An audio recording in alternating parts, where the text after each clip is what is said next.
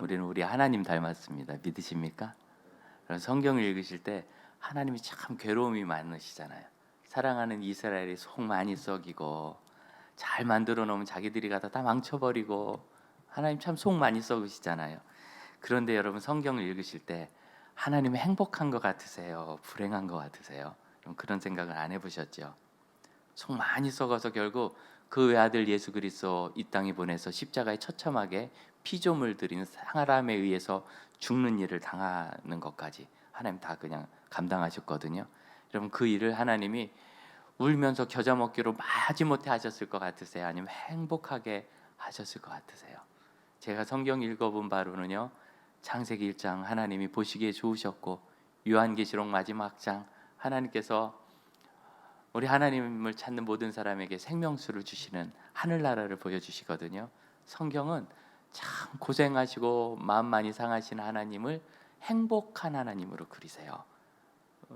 고생하는 일이 있다고 해서 불행한 거 아니고 일이 잘 안 풀린다고 해서 항상 불행한 거 아닙니다. 일이 안 풀리면 감정적으로 안 좋아요. 목사도 그렇고 일이 잘 안 풀리고 고생하면 누구나 다 감정적으로 시험 듭니다. 스트레스 옵니다. 그러나 중요한 건 이겁니다. 전체적으로 행복한가? 잠깐 이렇게 내려갈 수는 있지만 다시 올라오는가? 이 내려가 있는 기간이 얼마나 짧고 바로 하나님 기뻐하시는 기쁨으로 올라갈 수 있는가? 여러분 행복은 바로 그 이야기입니다. 행복하다는 주제로 우리가 말씀을 나누고 있어요. 하나님 행복을 주신다고요? 그렇다고 해서 늘 평안한 상황만 있나요? 우리 시련도 당하잖아요.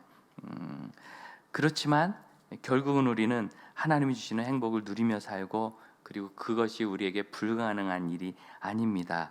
오늘 우리가 히브리서 11장에 있는 믿음의 사람들을 무엇이라고 말하느냐를 통해서 하나님이 주신 행복을 깨달을 수 있거든요. 13절 보면 뭐라고 얘기하느냐면 믿음을 따라 죽었으되 약속을 받지 못했다 이렇게 이야기해요.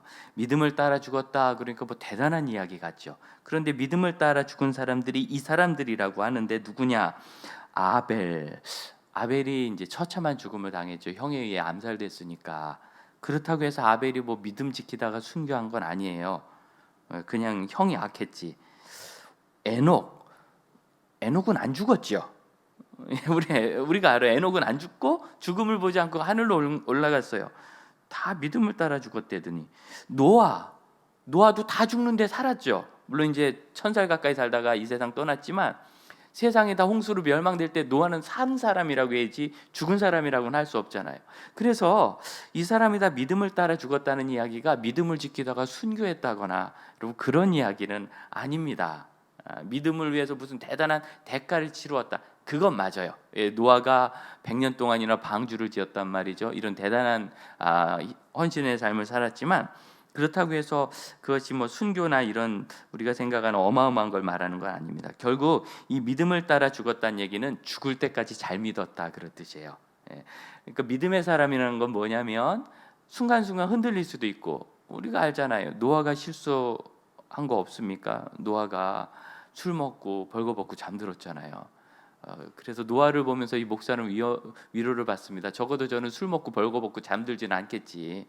그런데 노아도 그렇게 사랑받았으니까 나도 하나님 앞에 열심히 말씀 따르고 살면 굉장히 사랑받을 수 있겠구나 뭐 이렇게 생각하는 거죠. 실수도 있고 아브라함도 실수가 있고요. 아브라함이 믿음 없었던 일은 얼마나 많습니까? 사라 여러분 오죽하면 아들 이름이 웃음이겠어요. 왜 웃었는가? 하나님이 말씀하실 때 믿어져서 좋아서 웃은 게 아니라 안 믿어져서 비웃어가지고 웃음이 된 거잖아요. 이거 큰 죄 아닙니까? 하나님이 말씀하시는데. 그런데 이런 사람들이 다 믿음을 따라 죽었다는 얘기는 결국 그들이 실수도 있고 실패도 있었지만 죽을 때까지 믿음을 잘 지켜갔다는 거예요.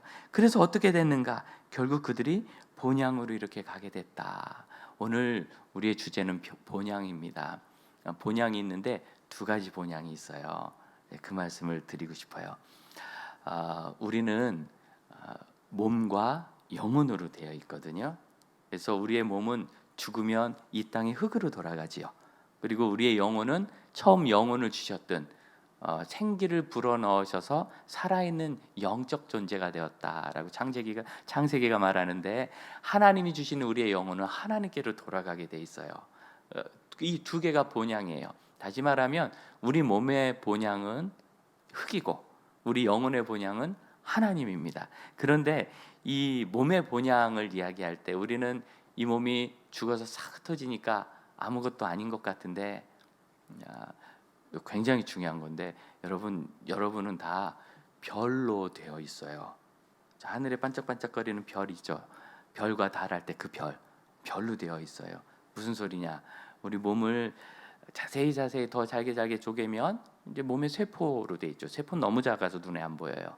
현미경으로 보면 이 세포는 그 안에 가장 작은 요소라는 원자로 돼 있고, 옛날에는 원자가 끝이다 그랬어요. 그런데 지금은 이제 원자를 더 쪼개서 이제 양자로 가는데, 양자는 아예 공간을 차지하질 않아요. 너무너무 작아가지고. 양자는 어떤 에너지와 같고 참 신비한 건데, 그래서 양자가 강한 이 결속을 가지고 모여진 것이 원자고, 쉽게 얘기하면 제 수준에서 얘기하면 이 원자가 강한 결속을 가지고 모인 것이 세포고, 세포가 잘 결속을 갖고 모인 것이 우리의 몸이에요. 그러니까 우리는 양자가 결속을 갖고 모여서 이 큰 몸까지 된 거죠. 사람의 몸을 양자 수준으로 압축을 하면은 크기가 얼마나 지느냐? 전보다 작아진답니다. 여러분, 더 놀라운 것은요, 우주를 양자 수준으로 압축하면 탁구공만해진대요. 여러분, 안 믿기죠? 우주가 얼마나 거대합니까? 양자 수준으로 공간을 없애고 압축하면 탁구공보다도 더 작은 사이즈. 왜 그러냐면 지금은 찾은 것이 양자까지밖에 없어요. 제가 초등학교 다닐 때는 분자가 물질의 최소단위다, 그러더니 원자다, 그러더니 원자는 원자 핵과 전자로 돼 있다 하더니 양자까지 간 거예요. 그럼 더 발전할 수도 있어요. 그래서 그럼 하나님께서 우주를 만드신다는 것이 뭐 말도 안 되는 소리 같지만요, 기본 요소들을 현재의 과학 수준으로 이야기해도 탁구공 사이즈로까지 축소할 수 있다면 하나님께서 우주를 만드신 것이 별로 신기하지 않을 수도 있어요. 자, 그런데 제가 드리고 싶은 말씀은 뭐냐면, 결국 우리의 몸은 어쨌든 물질 단위로는 원자가 가장 작은데, 이제 우리 몸의 원자는 뭐 탄소, 수소, 산소 이런 원자들이 모여서 그래서 여러 가지 영양 성분을 이루고, 그리고 우리 몸이랑 골경 뭐 이런 것 되거든요. 그런데 이 모든 요소들이 기본적으로는 지구에 포함되어 있는 요소입니다. 그럼 탄소, 수소, 산소 이게 다 지구 안에 있는 거예요. 그럼 이 지구는 어디서 왔느냐? 창세기의 표현에 의하면 흑암이 있을 때 하나님께서 빛을 만드시고 혼돈 중에 땅을 만드셨다. 그래서 땅과 또 해, 달, 별도 만드셨다 이렇게 돼 있는데, 과학적 서술로 하면 그것이 우주가 어쨌든지 대부분의 우주 물리학자들은 폭발을 통해서 우주가 구성이 되었다 그래요. 그러면 지구라는 이 별도 또 다른 별과 원래는 한 가지 물질이었을 수 있는데, 폭발하면서 초신성의 폭발 같은 폭발을 통해서 물질이 막 흩어지고, 아까 말씀드렸죠, 양자 수준으로 작은 것이 공간을 가지면서 원자도 되고 그 다음에 이런 물질 이런 것이 되거든요. 우린 이게 하나의 물질이라 이렇게 딱딱한 모양으로 있지만 사실은 이게 무수한 공간으로 돼 있다는 거예요. 확장이 된 거. 지구도 멀리서 보면 별입니다. 왜냐하면 별로부터 왔으니까. 그래서 우주 물리학자는 지구를 뭐라고 부르느냐면 파르스름한 점 이렇게 불러요. 왜 그러냐면 보이저호가 우주로 날아가면서 지구 사진을 딱 찍어서 마지막으로 전송하고 사라졌는데, 그 사진의 지구가 파르스름하게 빛나는 푸른 별이더라는 거예요. 그래서 파르스름한 점, 이 지구고, 그럼 그 지구의 구성 요소 중에 우리가 온 거예요.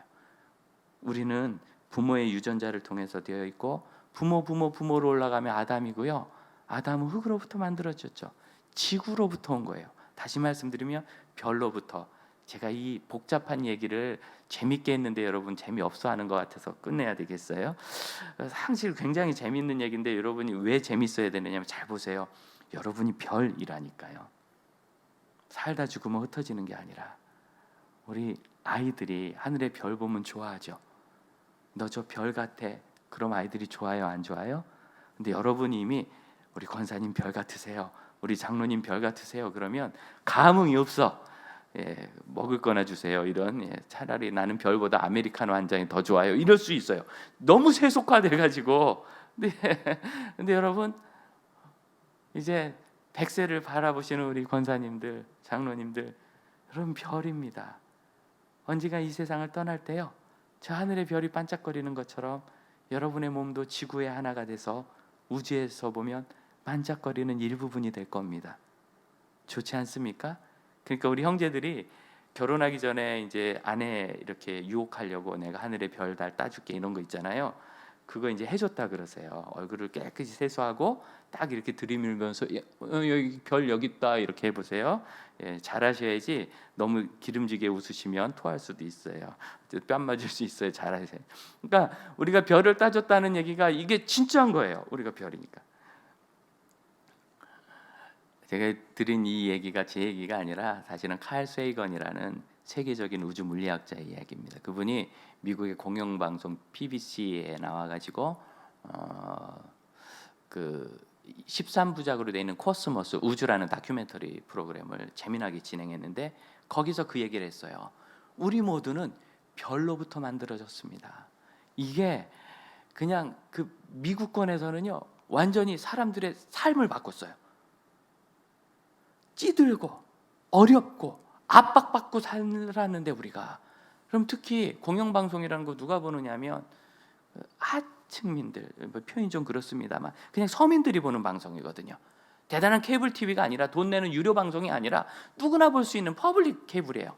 퍼블릭 방송이에요. 그런데 거기에 나와가지고 그 서민들에게 우리는 다 뭐라고 얘기하는? 우리는 다 모두가 한 사람도 빼놓지 않고 모두가 별로부터 만들어졌습니다 라고 했을 때 사람들의 존재 가치가 회복되기 시작했어요. 우리 정말 귀하구나. 제가 오늘 드리고 싶은 말씀이 이겁니다. 여러분 코로나 블루 우울하게 계시지 마세요. 여러분 별이에요. 우리의 몸은 에이, 이 세상 살다 지나가면 끝이야 그런 줄 알았는데요, 하나님이 뭘로 만들었느냐면 여러분의 몸을 별가루로 만들었어요. 영어로 보면 별의 물질로 만들어졌다 그러거든요. 스타스토프라고 해가지고 별 물질로 만들어졌다. 여러분 별가루로 만들어진 거예요. 아주 미세한 별가루가 우리 몸을 이루고 있어요. 우리 사랑하는 형제 자매들도 여러분 다 별가루입니다.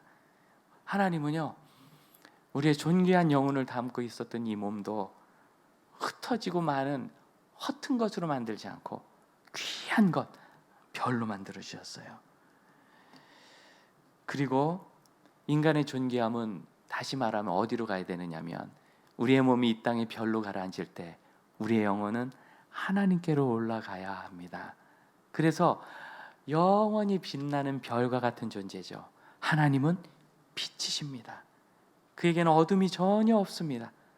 별빛보다 햇빛보다 비교할 수 없는 놀라운 빛.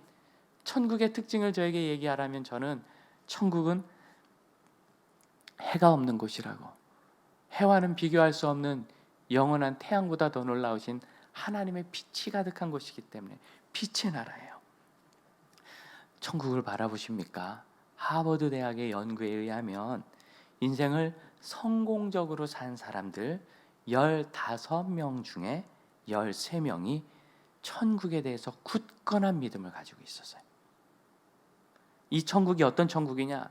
요즘 목사님들조차도요 천국에 대해서 얘기하면 하나님 뜻대로 사는 이 세상, 하나님과 함께하는 것이 천국이다 하면 애매하게 말하는데, 하버드 대학의 연구에서, 이게 여러분 고리고 쪽 옛날 얘기가 아니라 지금 나온 연구예요.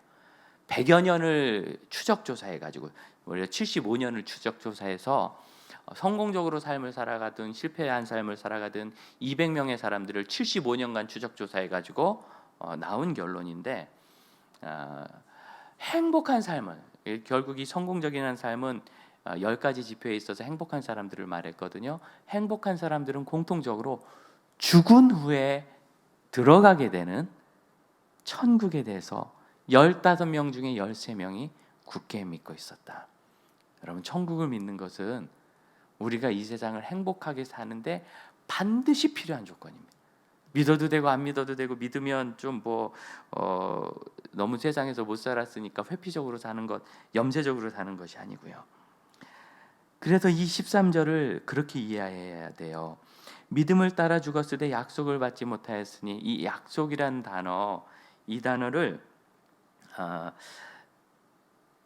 에베소서 6장 2절에서는 부모님께 효도하라. 이것은 약속이 있는 첫 계명이니 이렇게 얘기하거든요. 무슨 약속인가? 내가 잘 되고 건강하리라, 장수하리라는 약속인데, 그래서 이 약속은 내가 앞으로 해줄게 하는 약속이 아니라 해줄게 한 그 목표를 얘기해요. 예를 들어서 내가 커피를 사줄게 하는 약속이 아니라 커피를 사줄게 했으면 뭐가 와야 돼요? 커피가 와야 되죠. 그 커피를 말하는 거예요. 그래서 여기 있는 약속이 있는 약속을 받지 못했다라는 얘기는 약속해 주신 것을 아직 받지 못한 거예요. 약속해 주신 것을 뭘 받지 못했는가? 너희가 믿음으로 의를 얻으리라. 그랬는데 믿음으로 구원을 받으리라는 이 믿음이 예수 그리스도 안에서 이루어지는데, 아직 예수께서 오시기 전 사람들이잖아요. 에녹, 아브라함, 노아, 이삭 다. 그래서 그들은 약속으로 성취되는 것은 아직 못 받았어요. 하지만 멀리서 수천 년 전에 하나님께서 믿음을 따라 세상을 구원하시는구나 하는 것을 보고 기뻐한 거예요. 그렇지만 우리는 그 약속하신 것, 믿음으로 말미암는 구원을 우린 받았어요. 그렇기 때문에 이제는 어떻게 살아야 되는가? 아직도 못 받았던 사람들도 본향을 따라 살았는데, 믿음을 따라 사는 사람들은 정말 본향을 따라 살아야 한다라는 이야기가 14절부터 16절이에요. 자, 여기 보면 그들이 이같이 말하는 것은 자기들이 본향 찾는 자임을 나타냅니다. 이 본향이라는 단어는 고향이라는 단어입니다. 예수님께서 말씀하실 때 선지자가 고향에서는 환영받는 사람이 없다 그러셨죠. 그 고향이라는 단어가 이거예요. 그러니까 이건 그냥 고향으로 번역해도 돼요. 그렇지만 이제 좀 의미가 깊기 때문에 본향이라고 번역했어요. 그러면 자기들이 고향을 찾는 사람들 본향이다. 그런데 그 본향은 뭐냐면 15절, 나온 바 본향이 아니다. 떠나온 본향이 아니고, 이건 진짜 고향이죠. 저는 본향이 어딜까요? 충남 서산이죠. 그래, 여러분 어디입니까? 다 본향이 있으시죠. 출신지가 있단 말이에요. 나온 바 본향이 아니고, 나온 바 본향을 생각했으면 언제든지 원하면 가야 돼요. 갈 수 있어요. 갈 수 있잖아요. 아브라함도 나 본향 가고 싶어. 그럼 하란으로 가면 되잖아요. 하란 출신이니까. 그런데 그거 아니라 16절, 더 나은 본향을 사모했다. 하늘에 있는 것이다. 여기서 이 말씀을 잘 이해하려면 이 헬라어 원문을 한번 제가 어렵지만 말씀드린다면, 14절에 본향을 찾는다는 이 본향은 본향이라는 단어예요. 고향이라는 단어. 근데 15절에 나온 바 본향이라는 이 단어는 그것이라는 단어예요. 떠나온 그것이 아니라. 그리고 16절에는 더 나은 본향이라는 이 단어는요, 더 나은 본향, 이 세 단어가 헬라어는 한 단어예요. 더 강한 것이라는 뜻이에요. 비교적 더 강한 것, 비교해서 더 강한 것. 그래서 이 구절을 이해하면 이렇게 됩니다. 떠나온 고향을 찾는 것이 아니라, 그들이 고향을 찾는데 떠나온 그것이 아니라 그것보다 더 강한 그것이다. 이해되세요? 그래서 계속 비교해가지고 우리가 앞으로 들어갈 고향이 떠나온 것이나 현재 사는 것과 비교할 수 없이 더 좋은 것이라는 얘기를 강조하는 단어예요. 이 말이 저만 흥분하는 것 같아요. 너무 좋아가지고. 그래서 우리가 들어갈 더 좋은 강한 것은 어디 있느냐면, 여러분, 하늘에 있습니다. 하나님이 예비하시는 것입니다. 그리고 그것은 하나님이 준비해 주신 성입니다. 하나님이 준비해 주신 성, 그 성을 주신다는 약속을 이들은 아직 예수 그리스도가 없으니까 눈앞에 이렇게 가까이 보지 못했어요. 그래서 멀리, 그래도 하나님이 주실 거야. 그런데 여러분, 우린 누굽니까? 예수 그리스도 믿음 안에서 구원받은 하나님의 자녀죠. 그래서 이 믿음 안에서 이미 그 하늘나라가 우리에게 있는 거예요. 그러니 여러분 얼마나 행복하겠습니까? 더 놀라운 건 이 본향이라는 단어예요. 파트리스라는 이 단어는 파테르, 아버지라는 헬라에서 왔어요. 이 본향이라는 단어의 뜻은 아버지 집이란 뜻입니다. 그러면 의미를 살려보세요. 그들은 본향, 아버지 집을 찾았는데 떠나온 그 집 말고 더 좋은 아버지 집이다. 우리 하늘 아버지 집이에요. 우리의 몸은 이 세상 별가루로 만들어질 때 우리 부모님의 유전자를 통해서 이 세상에서 받았습니다. 그런데 여러분, 그것은 우리가 떠나온 곳이에요. 이제는 떠나갈 것, 이 별을 우리가 떠날 거예요. 그러면 이 아름다운 저 별로 우리가 되어 있는데 그 별과도 비교할 수 없는 멋진 하늘나라. 별이라는 이미지 생각나시죠? 별. 윤동주 시인은 오늘도 바람에 별이 스친다고, 포기할 수 없는 뜻, 인생의 가치, 중요한 것, 그게 흔들리는 것을 너무 괴로워했는데, 여러분, 그렇게 좋은 별조차도 비교할 수 없는 저 본향을 하나님은 우리에게 주셨습니다. 그것은 아버지 집이고, 아버지 집은 바로 여러분의 집입니다. 여러분, 천국에 소망이 없으면 송명희 시인의 공평하신 하나님을 설명할 수 있겠어요? 천국의 소망이 있기 때문에 그것을 설명할 수 있는 겁니다. 그래서 이 세상을 사는 동안은 어떻게 사는가? 13절, 외국인과 나그네로 살아요. 나그네로 산다는 게 뭘까? 떠나니까 끝이다, 그런 걸까? 떠나면 끝이라고 생각해서, 아이, 세상에 그 유적이 많은 로마에 가가지고 유적을 함부로 손대서 망치는 사람들이 있고, 심지어 그 귀한 유적지에 가서 분수에 들어가서 목욕을 한 막대 먹은 여행객들이 있었잖아요. 왜? 떠나면 끝이라고 생각해서 도망가 버린 거예요. 심지어 우리나라에서 죄 짓고 못된 짓을 하고 비행기 타고 도망가 버렸다가 범죄인 인도조약에 의해서 송환되는 그런 외국인도 있잖아요. 이런 분들은 좋은 나그네가 아니에요. 나그네 생활을 잘한 게 못 돼요. 나그네 생활을 잘하는 사람은 어떤 사람인가? 제가 찾아봤어요. 그래서 이렇게 저렇게 살펴보니까, 나그네 생활을 잘하는 사람은, 좋은 여행자는 여행지에 가서 그곳 문화를 충분히 느끼면서 경험하면서 누리면서 사는 사람이더라고요. 우리 GP 선교회는 훈련원이 해외에 있습니다. 해외에서 넉 달간 훈련을 받게 돼 있어요, 선교사님들이. 근데 우리 훈련원장이 뭐라고 얘기하느냐면, 누구든지, 여러분 중요한 거예요, 누구든지 해외에서 한 달만 살면은, 그럼 그 사람은 전 세계 어디서든지 얼마든지 살 수 있는 기본 마음의 토양이 된대요. 그러면 해외 여행은 좀 가보시는데 갈 때마다 막 두렵고 인솔자 놓칠까봐 막 겁나고 그러지 않으세요? 왜 그러냐? 한 달을 안 살아봐서 그래요. 우리 3박 4일, 5박 6일, 7박 8일, 9박 10일 갔다 오니까. 그런데 한 달을 그냥 거기서 살아보면, 장도 보고 밥도 해먹고 차도 타고 다녀보고 외국인도 대화도 해보고 손짓 발짓 섞어서 급해서 화장실도 찾아가보고, 그래 현지인들처럼 한 달만 살아보면 그 다음부터는 이 마음의 토양이 바뀌어서 전 세계 어디서든지, 북극도 갈 수 있겠네요. 에스키모 마을도 전 세계 어디서든지 살 수 있대. 그게 좋은 나그네예요. 좋은 나그네는 그곳에서 그곳 문화를 즐기고 누리면서 잘 사는 겁니다. 그러므로 여러분, 우리가 나그네로 이 별에서 살아가는 동안, 나그네로 산다는 것은 가면 끝이야 이렇게 사는 게 아니에요. 천국에 가서도 이곳의 기억이 아름답도록, 늘 고 천상병 집사님의 그 시를 얘기하잖아요. 귀천, 나 하늘로 돌아가리라. 새벽빛 닿으면 쓰러지는 아침이슬 더불어 손에 손을 잡고, 마지막에 뭐라 그래? 이 세상 소풍 끝내는 날 가서 아름다웠더라고 말하리라. 아름다웠더라고 말하리라. 얼마나 나그네로 잘 살았으면 아름다웠을까요? 그럼 그런데요, 천상병 시인이 뭐 그렇게 좋은 생활을 살았느냐? 참 가난하게 살고요. 공부는 잘해서 서울대 다니다 그것도 중퇴하고 나와가지고, 같이 다녔던 친구들이 해외 유학 갔다 와서 돈을 잘 버니까 너 나한테 밥 좀 사라, 술 좀 사라, 그리고 술밥 얻어먹으러 쫓아다니다가 잘못해서 동백님 사건으로 엮여가지고 6개월간 고문을 그렇게 당했는데, 고문당하던 자기 이야기를 시로 뭐라고 썼는가? 몇 년이었는가? 아이롱 다리미 밑에 와이셔츠처럼 당한 그날이 몇 년이었는가? 무선집 뒷창가에 여름 곤충 한 마리가 땀 흘리는 나에게 악수를 청하다. 벌레 같은 곤충, 자기는 뒷 여름 창가에서 햇빛 따뜻하게 하다가 고문을 당해서 땀 흘리는 나에게 와서 살살 웃으면서 불어, 이제 간첩질했다고 불어, 이런 얘기하는 거예요. 내 살과 뼈는 알고 있다. 진실과 고통 무엇이 강한지.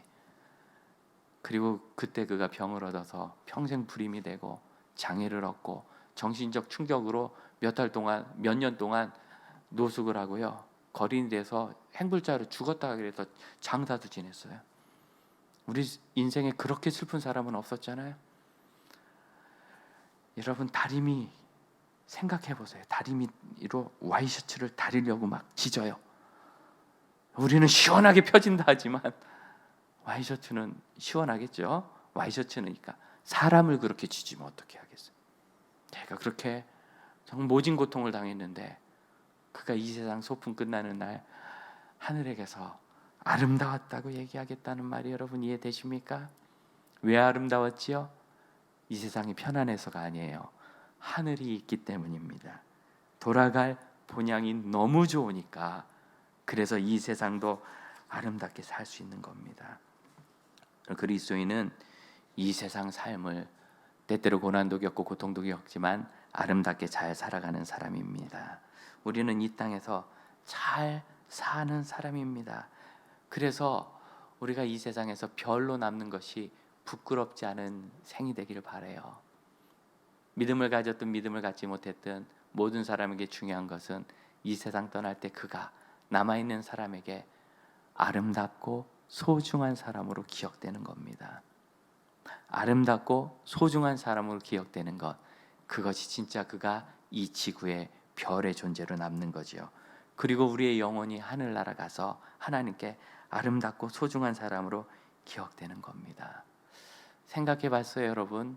우리나라에요, 초, 중, 고등학교를 다 합한 숫자가 12,000개가 좀 안 돼요. 근데 우리나라에 우리 개신교 교회가 84,000개 가까이 돼요. 7배나 많은 거예요. 7배나. 그러니 여러분, 성도는 1,000만 명에서 1,100만 명 정도로 헤아리거든요. 이게 기독교 윤리 실천 운동본부의 통계입니다. 기윤실의 통계인데 1,000만 명이 우리나라 인구의 20%잖아요. 잘 보세요. 우리 그리스도인들이 이 코로나 바이러스를 이 땅에서 몰아내기 위해서 정말 방역에 힘쓰고 안 걸리려고 했어요. 여러분, 그 백신이라는 게 뭐예요? 면역력. 와도 내가 걸리지 않는 거잖아요. 그러니까 우리가 백신 맞지 않아도 코로나 바이러스도 내게 와도 내가 안 걸려요. 안 걸리려고 힘쓰고 누구에게 혹시라도 전해주지 않으려고 애써서 20% 이 땅의 인구 1,000만 명의 그리스도인들이 이 코로나 바이러스를 나로부터, 우리 가정으로부터, 공동체로부터, 회사로부터 몰아낸다면, 내 한 사람만이라도, 그러면 이게 집단 면역이 없어도 집단 면역 효과가 나는 겁니다. 하나님께서 지금 우리 교회를 이렇게 많게 해주셨잖아요. 교회에 모여서 예배를 드리냐 안 드리냐 그런 이야기가 아닙니다. 그것이 아니라 아무리 모일지라도, 또 모이지 않을지라도 우리가 이 방역을 성공시키면은 참 좋은 거고, 모이지 않았는데도 성공시키지 못하고 세상 사람들과 똑같이 돌아간다면 우리는 별로 산 게 아니에요.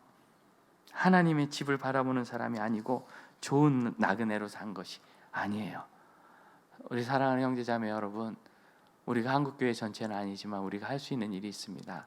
이 바이러스를 몰아냅시다. 기도해서 하나님이 쫓아내 주시기를 바라요. 오늘도 그렇게 기도했어요. 저는 하나님이 이것들을 내보내 줄 줄로 믿습니다. 믿는다면 그런 삶을 살아야 되는 거예요. 어떻게 하면 하나님께서 우리를 통하여 이 바이러스를 몰아내 주실까? 우리가 있는 회사에서, 어렵지만 가정과 학교에서, 친구 사이에서 똑같이 굴지 마시고요, 이걸 몰아냅시다. 아름다운 나그네가 됩시다. 참 잘 사는 나그네가 됩시다. 칭찬받고 사랑받는 나그네가 됩시다.